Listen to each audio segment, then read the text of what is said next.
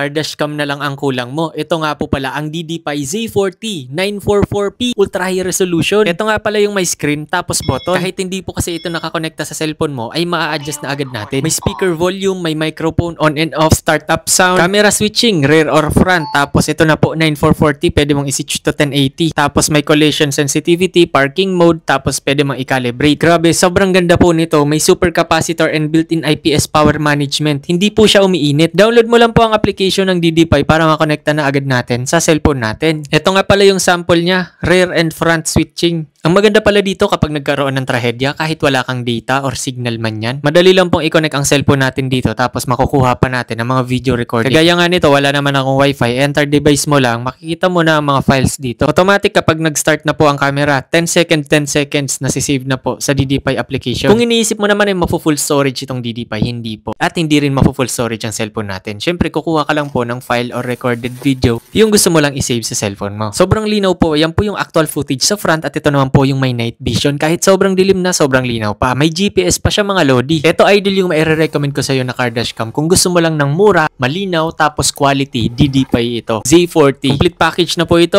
Rear camera, yung wire niyang napakahaba. Front camera ng Z40.